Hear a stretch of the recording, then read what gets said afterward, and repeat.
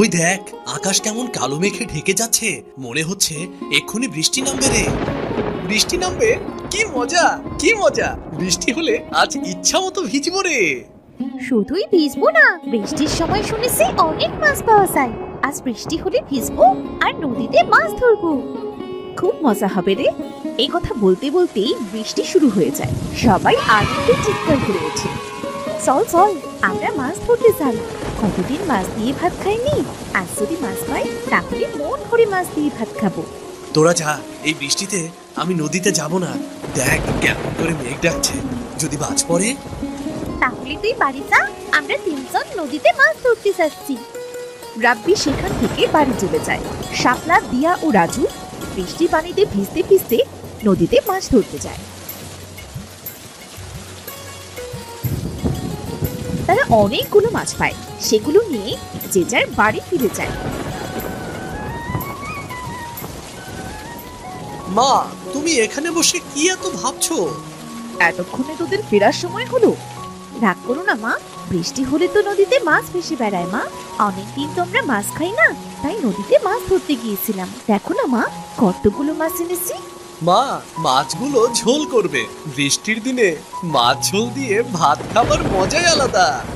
ঠিক আছে, তোরা তাড়াতাড়ি জামা কাপড় পাল্টে নে, না হলে সে আবার ঠান্ডা লেগে যাবে। রাজু আর দিয়া কাপড় বদলে ঘরে গিয়ে দেখে তাদের ঘরে পানি পড়ছে।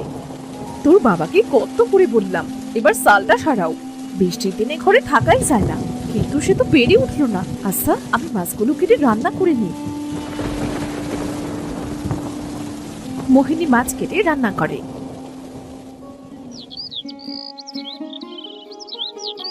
পরদিন রোদ উঠে, গ্রামের অনেক মানুষ তাদের বাড়ির চাল ঠিক করে। পথে ঘাটে পানি বেঁধে আছে। ভাই, এখন ঘরের চাল ঠিক করছো যে? কি করব ভাই, বর্ষা চলে এসেছে তো। তুমি তো জানো বর্ষার সময় গ্রামের অবস্থা কেমন হয়। বর্ষার জন্য কাল সারা রাত ঘুমাতে পারিনি, চাল বেয়ে সব পানি গায়ে পড়েছে। এজন্য ঘরের চালটা ঠিক করছি আর কি। বেশ ভালোই করছো ভাই, আমারও একই অবস্থা। আমার ঘরের চালটাও ঠিক করতে হতো, কাছে তেমন পয়সা নেই, এজন্য এবার পেরে উঠছি না। ঘরটা সারিয়ে নাও ভাই, শুনেছি এবার নাকি বৃষ্টির ভাগটা বেশি। এই বৃষ্টির সময় বউ বাচ্চা নিয়ে কোথায় যাবে তখন শুনি? দেখি কি করা যায়। আচ্ছা ভাই, আমি তবে আসি। আকাশের অবস্থা আজও তেমন ভালো নয়, মনে হচ্ছে আজও বৃষ্টি নামবে।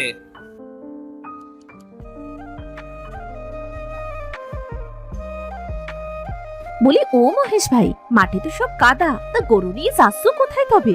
মাঠে যাচ্ছি ভাবি, যেখানে একটু শুকনো পাবো সেখানে একটু গরুটাকে খাইয়ে আনতে যাচ্ছি। বাড়িতে গরুর খাবারের বড্ড অভাব গো। আচ্ছা, আমি আসি তবে। এই বলে মহেশ গরু নিয়ে সেখান থেকে মাঠে চলে যায়। অন্যদিকে মা, ও মা, এখন তো বর্ষার সময়, না জানি কখন বর্ষা পড়তে শুরু করে। বাড়িতে তো জ্বালানি নেই মা, তখন জ্বালানির অভাবে না খেয়ে থাকতে হবে। আমি আর ভাই মিলে বরং জঙ্গলে যাচ্ছি। কাল তো ঝড় বৃষ্টি হয়েছিল মা, আজ জঙ্গলে অনেক জ্বালানি পাবো। আকাশের অবস্থা তো তেমন ভালো নয় রে, এই অবস্থায় তোদের জঙ্গলে যেতে হবে না। তুমি চিন্তা করো না মা, বর্ষা শুরু হবার আগেই আমরা চলে আসব। তাড়াতাড়ি ফিরিস কিন্তু। দিয়া আর রাজু তাদের মায়ের কাছ থেকে বিদায় নিয়ে জঙ্গলের উদ্দেশ্যে বেরিয়ে পড়ে। তারা হাঁটতে হাঁটতে একসময় জঙ্গলের অনেক গভীরে চলে আসে। দিদি, এখানে অনেক জ্বালানি হয়েছে, চলো একটু কুড়াই আমরা। ঠিক আছে ভাই। দিয়া আর রাজু জঙ্গলের ভেতর থেকে জ্বালানি কুড়াতে থাকে। হঠাৎ চারদিক অন্ধকার হয়ে আসে, আকাশ কালো মেঘে ঢেকে যায়। ভাই, আকাশ তো কালো মেঘে ছেয়ে গিয়েছে, মনে হচ্ছে এক্ষুনি কালবৈশাখী ঝড় উঠবে। দিদি তাড়াতাড়ি বাড়ি চলো, আমার খুব ভয় করছে তো। ভয় পাস না ভাই, আমি আছি তো। দিদি, ওই দেখো আকাশে কেমন বজ্রপাত হচ্ছে। চল ভাই, যে জ্বালানিগুলো কুড়িয়েছি তাই দিয়ে 2-3 দিন চলে যাবে। ঝড় ওঠার আগে আমরা বাড়ি চলে যাই, চল।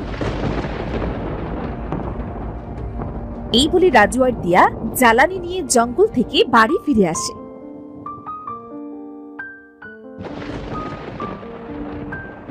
তোরা এসেছিস? আমি তো চিন্তায় মরে যাচ্ছিলাম যে মেঘ করেছে, মনে হচ্ছে এখনই কালবৈশাখী ঝড় উঠবে। এজন্যই তো তাড়াতাড়ি বাড়ি ফিরে এসেছি মা। তা বেশ করেছিস। এখন হাত মুখ ধুয়ে দু ভাই বোন দুটো খেয়ে নে দেখি। কাল একটা করে রুটি খেয়েছিলি, আজ যে এখনো পেটে একটি দানাও পড়েনি। ঠিক আছে মা। তারা হাত মুখ ধুয়ে খেতে বসে। এমন সময় প্রচুর বেগে ঝড় ওঠে।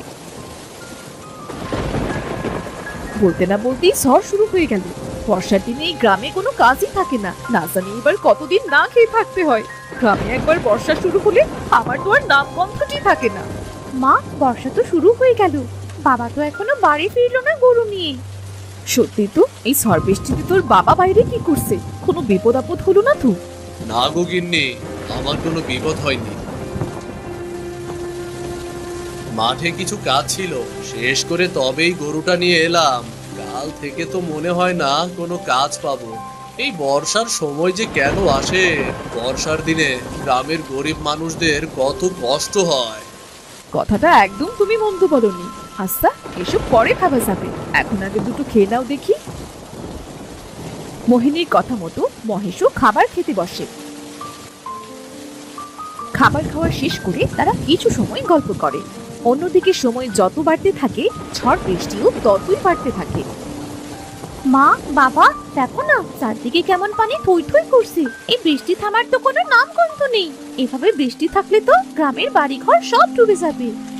কথাটা মন্দ বলিসনি রে মা, খুব চিন্তা হচ্ছে আমার। কাছে তেমন টাকা কড়িও নেই, বাড়িতে তেমন বাজার সদাই নেই। বর্ষার দিনগুলো যে কি করে পার করব কে জানে রে। বিধাতা ঠিক একটা ব্যবস্থা করে দেবে। ও, বৃষ্টির জন্য তো গ্রামের অবস্থা খুব খারাপ। বৃষ্টির পানিতে তো হাঁটু সমান পানি উঠে গিয়েছে। কি করব বলো তো? পুকুর, নদী, খাল, বিল পানিতে থই থই করছে গো। বাবা, দেখো গ্রামের মানুষ কোথায় যেন যাচ্ছে। তাই তো দেখছি, কেউ নৌকায়, কেউ বা কলায় ভেলা বানিয়ে যাচ্ছে। কোথায় যাচ্ছে সবাই? জিজ্ঞাসা করে দেখি তো। ও শামীম ভাই, ও বাচ্চা নিয়ে চললে কোথায়? ভাই, গ্রাম থেকে অনেক মানুষের ঘর ডুবে গিয়েছে। আমাদের ঘরে অনেকটা পানি ঢুকে গিয়েছে রে। এজন্য আগে থেকে বউ বাচ্চা নিয়ে গ্রাম ছেড়ে শহরে যাচ্ছি। এই বর্ষা সহজে কমবার নয়। গ্রামে কেমন করে থাকি বলো তো? বুঝতে পেরেছি ভাই। আচ্ছা, আমরা আসি তবে। তোমাদের বাড়িতেও তো পানি উঠতে শুরু করেছে, তোমরাও চলো শহরে। দেখি ভাই কি করা যায়। ওগো, গ্রাম থেকে তো সবাই চলে যাচ্ছে, আমরা কি করব? ছেলে মেয়ে দুটোকে নিয়ে আমরা কোথায় যাব? বাবা, মা, চলো না আমরা অন্যদের মতো শহরে চলে যাই। শহরে সবকিছুর অনেক বেশি দাম। তাছাড়া সেখানে যে থাকবো কোথায় আমরা? তাহলে এখন আমরা কি করব? বিধাতা, তুমি আমাদের একটা ব্যবস্থা করে দাও। এই বর্ষা এবার কমিয়ে দাও। বর্ষার জন্য গ্রামটা যে জনশূন্য হয়ে যাবে। এভাবে আরো দুদিন কেটে যায়। বৃষ্টি পানিতে গ্রামের অনেক বাড়ি ডুবে যায়।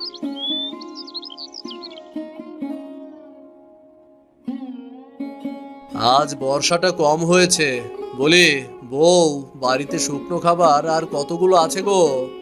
আজ যে কোনো খাবার নেই। ছেলে মেয়ে দুটো ক্ষুধায় ছটফট করছে। কি করব কিছু বুঝতে পারছি না। এই অবস্থায় তো কোথাও খাবার পাবো না, কি যে করি। আমি বলি কি, তুমি একবার জমিদার মশাইয়ের কাছে যাও, দেখো না উনি কি করে। জমিদার মশাই যে কিপটে, সে কি আমাদের সাহায্য করবে? চেষ্টা করে দেখোই না। এত করে যখন বলছো, তখন যেই দেখি কি করা যায়। বউ, এই কলার ভেলা করেই আমি জমিদার বাড়ি যাচ্ছি। বাবা, আমিও যাবো তোমার সাথে। তোকে যেতে হবে না মা, কখন আবার বর্ষা শুরু হয় কে জানে। বাবা, তোমার সাথে যাই না, দেখো চারিদিকে কত পানি। আমার খুব দেখতে ইচ্ছে করছে বাবা। ঠিক আছে, চল। মহেশ দিয়াকে নিয়ে ভেলায় করে জমিদারের বাড়িতে যায়।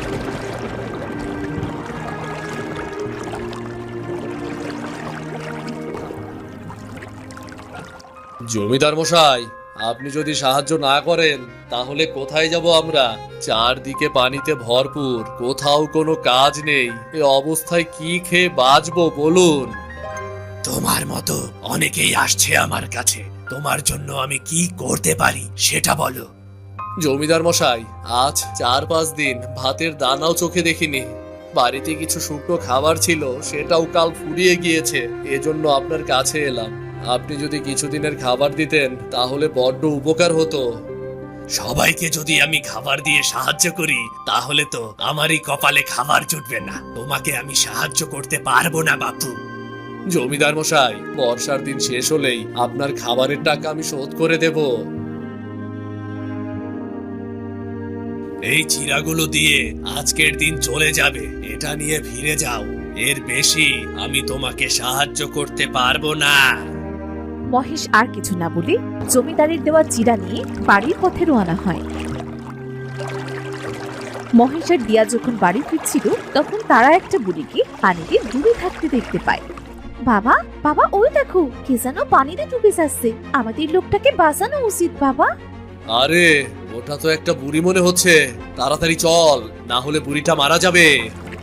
তারা ভেলা নিয়ে বুড়ির কাছে যায়। অনেক কষ্টে বুড়িকে তারা পানি থেকে তুলে তারা বুড়ির পেট থেকে পানি বার করে। এরপর বুড়ি জ্ঞান ফিরে পায়। তোদের অনেক ধন্যবাদ রে বাবা, তোরা আমার অনেক বড় উপকার করলি। তোরা না থাকলে হয়তো আজ আমি মরেই যেতাম। ধন্যবাদ কেন দিচ্ছ বুড়িমা? তুমি পানিতে ডুবে যাবে এটা আমরা কি দেখতে পারি বলো? বাবা, আজ 2 দিন ধরে কিছু খাইনি, আমায় কিছু খেতে দিবি? ক্ষুধার কষ্ট যে আমি আর সইতে পারছি না বাবা। ঠাকুমা, আমরাও যে না খেয়ে আসি, সেজন্য জমিদার মশাইয়ের কাছে গিয়েছিলাম, কিন্তু জমিদার মশাই ওটা চিড়ে দিয়ে আমাদের পাঠিয়ে দিল। আমাদের কাছে সেই চিড়েটুকুই আছে। তুমি কি চিড়ে খাবে? আমার ওই চিড়ে দিয়েই চলবে রে মেয়ে। এই নাও বুড়িমা, চিরাগুলো বরং তুমিই খাও তবে। মহেশের হাত থেকে চিড়াগুলো দেখে বুড়ি খপ করে সেগুলো নিয়ে খেতে শুরু করে। ঠাকুমা, ঠাকুমা, আস্তে খাও, তোমার গলায় বেঁধে যাবে তো। আমার কিছু হবে না রে মেয়ে। বুড়ি চিড়েগুলো খাওয়া শেষ হতেই বুড়ি একটা পরীতে পরিণত হয়। এ কি, কে আপনি? বুড়ি থেকে এমন সুন্দরী হলেন কেমন করে? আপনি যেই হন না কেন আমাদের ছেড়ে দিন, আমাদের কিন্তু মারবেন না। ভয় পেও না তোমরা, আমি পড়ি। তোমরা আমায় সাহায্য করেছো, আমি তোমাদের কি করে ক্ষতি করি বলো তো? আপনি পড়ি? আমি শুনেছি পরীরা নাকি খুব ভালো হয়, তবে আপনি অমন বুড়ি সেজেছিলেন কেন? আমি সব বলছি, আগে তোমরা ভেলা থেকে নেমে ওখানে চলো। দেখো, ওখানে কোনো পানি নেই। ঠিক আছে। শোনো, আমি আর আমার সাথী পৃথিবীতে খেলা করছিলাম, তখন এক জাদুকর আমায় দেখে ফেলে আর সে আমাদের তাড়া করতে শুরু করে। অনেক কষ্টে জাদুকরের চোখে দিয়ে আমি এই গ্রামে এসে পড়ি। এসে দেখি এই গ্রামে এখন বর্ষার দিন, খুব খারাপ অবস্থা। তারপর কি হলো? তারপর আমি পরিরাজ্যে ফিরে যাবার জন্য রওনা দিই।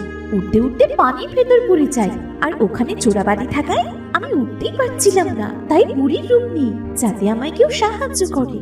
আর তার পরের ঘটনা সে তো তোমরা জানোই। বুঝতে পেরেছি পরি, আপনাকে সাহায্য করতে পেরে আমাদের অনেক ভালো লেগেছে। আমি তোমাদের উপহার দিতে চাই আমার জীবন বাঁচানোর জন্য। বলো, বলো কি চাই তোমাদের? উপহার যদি দিতেই হয় তাহলে গ্রামের সকলের জন্য দিন পড়ি।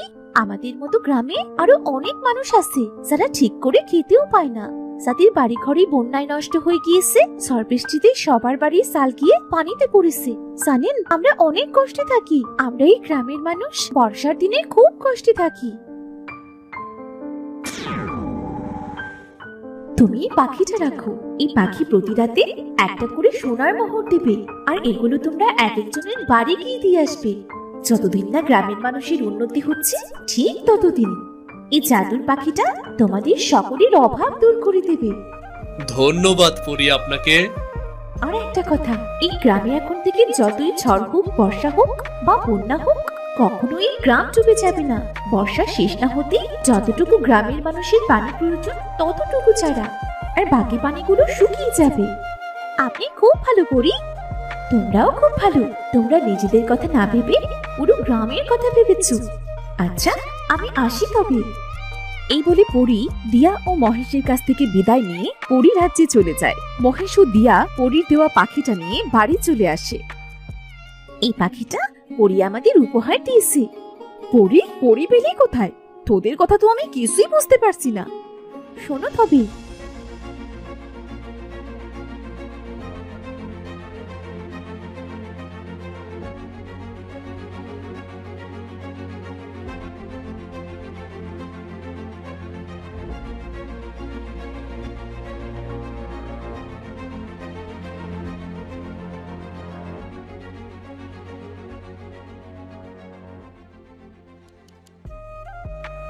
সত্যি বলছিস তুই? এবার যদি এই গ্রামটা বর্ষার কবল থেকে রক্ষা পায়।